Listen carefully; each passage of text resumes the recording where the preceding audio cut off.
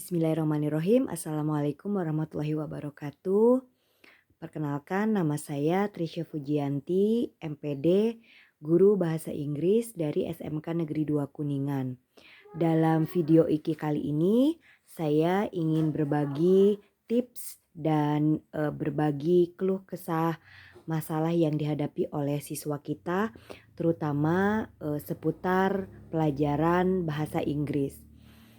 Beberapa waktu lalu sebelum pembagian rapot di momen terakhir semester ganjil, beberapa siswa saya mengeluhkan mengenai kesulitan mereka memahami beberapa teks dalam bahasa Inggris dikarenakan vocabulary mereka yang kurang.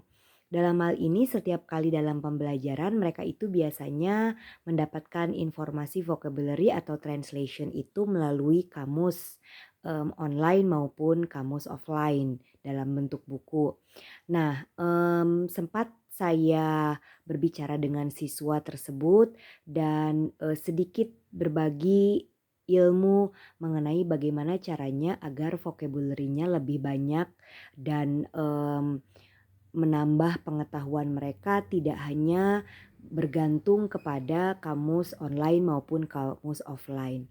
Ketika siswa saya bertanya, "Apa yang harus dilakukan, Bu, supaya vocabulary kita bertambah banyak kosakatanya?"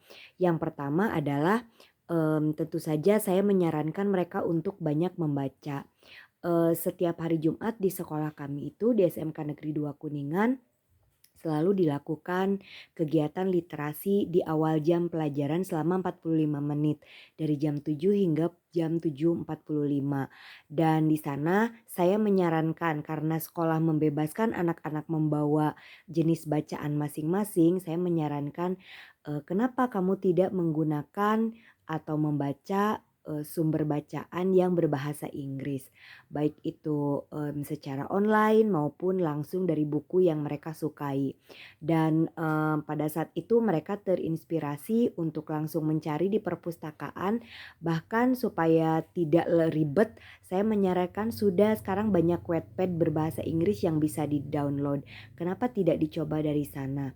Dan mereka merasa setelah treatment itu dilakukan ternyata ada sedikit perubahan. Mereka lebih tertantang untuk memahami kata-kata dalam bahasa Inggris melalui bacaan tersebut. Jadi yang pertama adalah saya biasakan mereka untuk membaca. Kemudian yang selanjutnya adalah tentu saja kamus dan ensiklopedia itu tidak boleh lepas, tetap harus misalkan di HP kamu download ya untuk membantu memahami kata-kata yang sulit. Bahkan pronunciation atau pengucapannya bagaimana itu dengan ensiklopedia bisa terbantu. Tetap harus ada untuk membantu. Kemudian saya juga menyarankan kalau kalian misalkan ingin tahu beberapa kata-kata yang memang belum kalian dengar sebelumnya atau ingin tahu bahasa Indonesia ini apa ya bahasa Inggrisnya, ada baiknya kalian tulis misalkan di note di HP atau kalian rekam suara sendiri atau mungkin dicatat langsung supaya nanti ketika ada waktu luang kalian mencari kata-kata ini apa ya bahasa Inggrisnya, kalimat ini apa ya bahasa Inggrisnya. Harus ada inisiatif untuk mau mencatat dan mencari tahu. Kemudian saya juga menantang mereka untuk oke, setiap kali bertemu dengan ibu you say 5 words in English with the meaning ya. Misalkan ketemu dengan saya, Bu, saya sudah dapat 5 kata atau 5 sentence katakanlah dalam bahasa Inggris dan bahasa Indonesia. Memang ini perlu inisiatif yang tinggi dari guru dan siswanya.